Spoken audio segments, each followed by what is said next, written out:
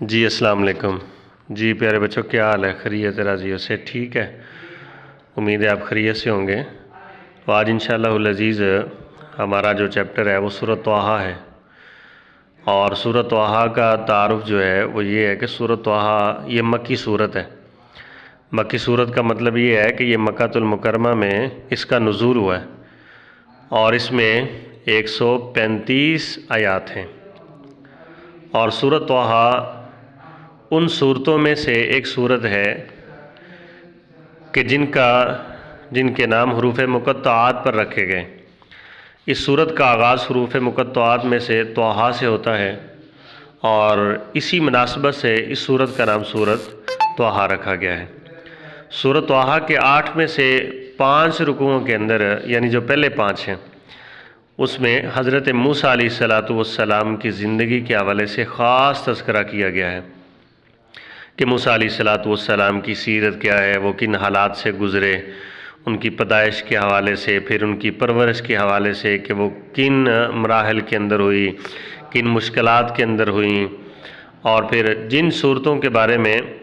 محمد رسول اللہ صلی اللہ علیہ وسلم یعنی ہمارے نبی پاک صلی اللہ علیہ وسلم نے فرمایا کہ میرا قدیم مال اور قیمتی اثاثہ، کچھ صورتیں ہیں کہ جن کے بارے میں آپ نے فرمایا کہ میرے صحابہ، میرا قیمتی اثاثہ، میرا قیمتی سرمایہ، میرا قیمتی مال تو یہ ہیں۔ یعنی آج ہم کہتے ہیں نا کہ ہمارا یہ گھر بڑا قیمتی ہے، ہمارا یہ پلاٹ بڑا قیمتی ہے، یا ہمارا یہ کپڑا بہت قیمتی ہے۔ تو نبی کریم صلی اللہ علیہ وسلم اصحاب رسول سے فرماتے، یہ صحیح بخاری کی حدیث ہے، آپ فرماتے کہ میرا قیمتی اثاثہ کیا ہے، اور اس میں سے آپ نے ایک صورت کا ذکر کیا، اور وہ صورت ہے سورۃ طٰہٰ۔ یعنی اس کی بہت زیادہ اہمیت ہے۔ قرآن تو سارے کا سارا ہی اہمیت والا ہے، بڑی عظمت والا، عزت والا ہے، لیکن نبی کریم صلی اللہ علیہ وسلم نے سورۃ طٰہٰ کے بارے میں یہ خاص فرمایا کہ میرے صحابہ، میرا قیمتی اثاثہ وہ سورۃ طٰہٰ ہے۔ اور سورۃ طٰہٰ کے اندر اللہ تعالیٰ نے تاثیر کیا رکھی ہے، اس کا ایک ایک لفظ جو ہے وہ حق کے اوپر مبنی ہے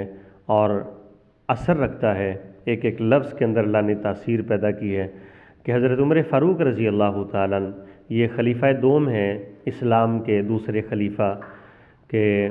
نبی کریم صلی اللہ علیہ وسلم ان کے لیے اللہ تعالیٰ سے دعائیں مانگ رہے ہیں کہ یا اللہ، اسلام کو اور مجھے عمر کی ضرورت ہے۔ ایک عمر بن خطاب ہے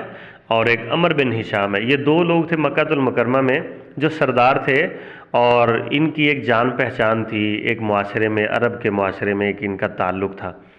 تو اس حوالے سے ان کے آس پاس لوگ بہت سارے رہتے تھے، لوگوں کے اوپر ان کی بات کا ایک اثر تھا، لوگ ان کی بات کو توجہ سے سنتے، اہمیت دیتے۔ تو نبی کریم صلی اللہ علیہ وسلم اللہ تعالیٰ سے دعائیں مانگنے لگے کہ یا اللہ، یہ 2 لوگ بڑے خاص ہیں مکۃ المکرمہ میں، ایک عمر بن ہشام جسے ابو جہل کہتے ہیں، اور دوسرا عمر بن خطاب رضی اللہ تعالیٰ عنہ۔ تو رسول کریم صلی اللہ علیہ وسلم اللہ تعالیٰ سے دعائیں مانگ رہے ہیں، اور لیکن دوسری طرف مکۃ المکرمہ میں یہ پلان بن رہا ہے کہ خدا نخواستہ، نعوذ باللہ، محمد صلی اللہ علیہ وسلم کو ہم نے روکنا کیسے ہے، ان کی دعوت کو ہم نے کیسے بند کرنا ہے، اس راستے سے ہم نے کیسے ہٹانا ہے۔ تو خیر وہ بات کرتے کرتے مشورہ ہوا،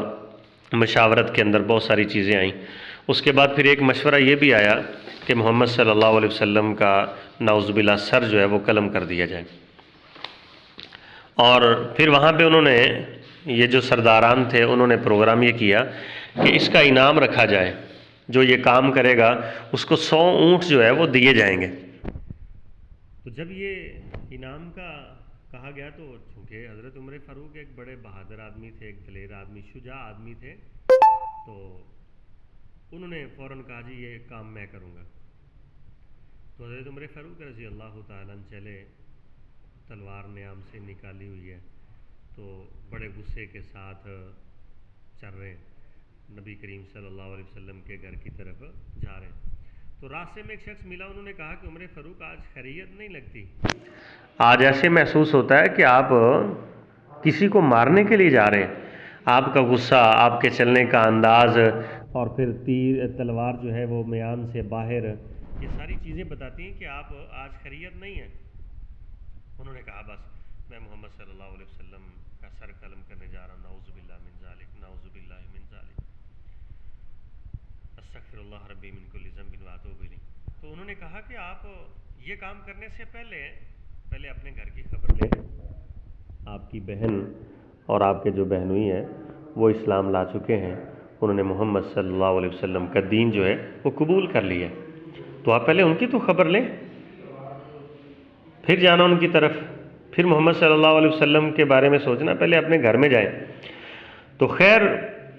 وہ جب وہاں پہ گھر گئے تو دیکھا وہاں قرآن پڑھنے کی آواز آ رہی ہے۔ تو خیر مختصر یہ ہے کہ حضرت عمر فاروق نے بڑا تشدد کیا بہن کے اوپر، تو بہن نے خیر بالآخر کہا کہ بھائی جس ماں باپ کی تم اولاد ہو اسی ماں باپ کی میں اولاد ہوں، میں نے آج تک آپ کے سامنے اف نہیں کیا، لیکن آج یہ ایک بات سن لیں، آپ جتنا تشدد کرنا چاہتے ہیں کر لیں، جتنی سزا دینا چاہتے ہیں آپ کر لیں، جو کچھ بھی کرنا چاہتے ہیں، حتیٰ کہ اگر آپ ہماری جان لینا چاہتے ہیں تو وہ بھی حاضر ہے، لیکن آپ یہ کہیں کہ محمد صلی اللہ علیہ وسلم کو چھوڑ دیں یا ہم قرآن کریم کو چھوڑ دیں، ایسا نہیں ہوگا، ممکن ہی نہیں ہے۔ ہماری جان تو جا سکتی ہے لیکن محمد الرسول اللہ صلی اللہ علیہ وسلم اور ان کا دین نہیں چھوڑا جا سکتا، ہر قربانی دینے کے لیے تیار ہے۔ تو عمر فاروق رضی اللہ تعالیٰ نے ایک پل کے لیے سوچا کہ یہ وہ بہن ہے کہ جو کبھی آنکھ بھی نہیں اٹھاتی تھی میرے سامنے، کبھی زبان نہیں کھولی، اتنا ادب اتنا احترام، لیکن آج یہ جرت ہمت کیسے آ گئی؟ انہوں نے کہا اچھا بہن یہ جو کتاب آپ پڑھ رہی ہیں یہ مجھے بھی سنائیں۔ تو انہوں نے کہا بھائی نہیں، یہ پاک اللہ تعالیٰ کی بہت پاک اور مقدس کتاب ہے، پہلے آپ غسل کریں باوضو ہوں پھر آپ کو میں سناتی ہوں۔ تو پھر انہوں نے سورۃ طٰہٰ کی تلاوت شروع کی، طٰہٰ ما انزلنا علیک القرآن لتشقیٰ، یہ اس کی بنیادی جو آیات ہیں، طٰہٰ ما انزلنا علیک القرآن لتشقیٰ الا تذکرۃ لمن یخشیٰ تنزیلا ممن خلق الارض والسماوات العلیٰ الرحمن علی العرش استویٰ لہ ما فی السماوات وما فی الارض وما بینہما وما تحت الثریٰ۔ یعنی یہ پہلی بنیادی جو آیات ہیں انہوں نے پڑھی تو دل کے اندر اتر گئیں، اللہ نے زندگی کا نقشہ بدل دیا۔ تو وہ کہتے ہیں بہن مجھے بھی لے چلیں۔ تو انہوں نے کہا کہ ہم آپ کو لے کے نہیں جائیں گے، پہلے تو اپنی تلوار دینا، تلوار بھی لے لی، اچھا چلیں مجھے لے چلیں محمد صلی اللہ علیہ وسلم کے پاس، میں بھی کلمہ پڑھنا چاہتا ہوں۔ تو بہن کے دل میں جو خدشات تھے، جو پریشانیاں تھیں، جو سوچ تھی، تو وہ یہی تھی کہ یہ خدا نہ خاصہ وہاں کوئی حملہ نہ کر دے۔ تو انہوں نے کہا کہ بھائی ایک صورت میں آپ کو لے کے جائیں گے کہ آپ کے ہاتھ ہم پیچھے باندھ کے لے کے جائیں گے، اور وہ ہاتھ باندھے گئے، حضرت عمر فاروق کو وہاں لایا گیا۔ تو صحابہ پریشان ہوئے دیکھ کے، تلواریں انہوں نے میان سے باہر نکال لیں کہ عمر آ رہا ہے، خیریت نہیں ہے۔ تو اللہ کے رسول صلی اللہ علیہ وسلم نے فرمایا میرے صحابہ آپ پریشان نہ ہو، اطمینان سے بیٹھ جائیں، میں ساری رات اللہ سے دعائیں مانگتا رہا ہوں کہ یا اللہ مجھے عمر عطا کر، اسلام کو عمر کی ضرورت ہے، یہ عمر خود نہیں آ رہا، اللہ رب العالمین عمر کو مکہ المکرمہ کی گلیوں سے اٹھا کے یہ میری گود میں لا رہے ہیں، اللہ لا رہے ہیں، اس لیے آپ پریشان نہ ہو، بیٹھ جائیں۔ تو عمر فاروق رضی اللہ تعالیٰ عنہ تشریف لائے اور کلمہ طیبہ پڑھا اور اسلام لے آئے۔ تو یہ سورۃ طٰہٰ ہے جو انہوں نے سنی اور ان کے دل کے اندر اتر گئی، اور اللہ تعالیٰ نے زندگی کا نقشہ جو ہے وہ تبدیل کر دیا۔ تو سورۃ طٰہٰ کا خلاصہ حضرت موسیٰ علیہ السلام کا تفصیلی تذکرہ ہے، اور پھر سورۃ طٰہٰ کے اندر توحید کے بارے میں، توحید کا مطلب یہ ہے کہ اللہ کی صفات جو ہیں وہ اللہ ایک ہے، وحدہ لا شریک ہے، اس کی ذات میں، اس کی صفات میں، اس کے کمالات میں کوئی شریک نہیں، یہ عزت دینے کے فیصلے اللہ کرتا ہے، اولاد کے فیصلے اللہ کے پاس ہے،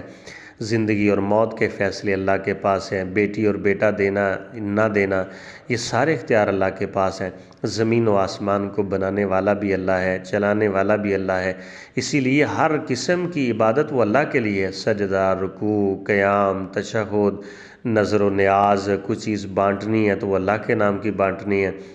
یعنی ہر عبادت کل ان صلاتی و نسکی و محیای و مماتی للہ رب العالمین، ہر قسم کی عبادت جو ہے وہ اللہ رب العالمین کی ہے۔ اور پھر اس کے ساتھ رسالت کا تذکرہ ہے رسالت کا مطلب حضرت محمد الرسول اللہ صلی اللہ علیہ وسلم خاتم النبیین ہیں، قیامت تک جو نبوت و رسالت چلنی ہے، جو طریقہ چلنا ہے، جو دین چلنا ہے، وہ محمد صلی اللہ علیہ وسلم کا ہے۔ اور پھر سورۃ طٰہٰ میں خاص طور پہ آخرت کا بیان کیا گیا ہے کہ یہ دنیا بہت عارضی ہے،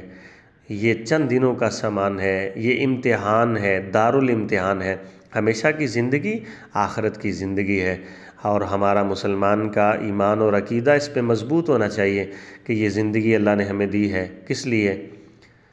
کہ اللہ تعالیٰ دیکھے کہ اچھے عمل کون کرتا ہے اور برے اعمال کون کرتا ہے۔ ٹھیک ہے، وہ سورہ ملک کے آغاز میں نا اللہ تعالیٰ نے فرمایا کہ ہم نے دنیا میں تمہیں اس لیے بھیجا کہ ہم دیکھیں کہ تم میں سے اچھا کون ہے، تو اس لیے ہمیں ہر وقت اچھائی کی طرف رہنا ہے، اچھائی کی تلاش میں رہنا ہے، اور اچھائی ہی کرنے کی کوشش کرنی ہے، کیونکہ ہم نے آخرت کے دن اللہ کے سامنے پیش ہونا ہے اور اپنی زندگی کا حساب دینا ہے۔ السلام علیکم۔ تو بیٹا یہ آپ سورہ طٰہٰ کا تعارف جو ہے وہ یاد کریں، اس کی اہمیت جو ہے وہ لازمی طور پہ یاد کریں، اور سورہ طٰہٰ کے اندر کن چیزوں کو بطور خاص اللہ تعالیٰ نے ذکر کیا ہے، وہ حضرت موسیٰ علیہ السلام کا ذکر خاص کیا ہے، توحید کا ذکر کیا ہے، رسالت کا اور آخرت کا بیان اس میں خاص کیا ہے۔ السلام علیکم ورحمۃ اللہ وبرکاتہ۔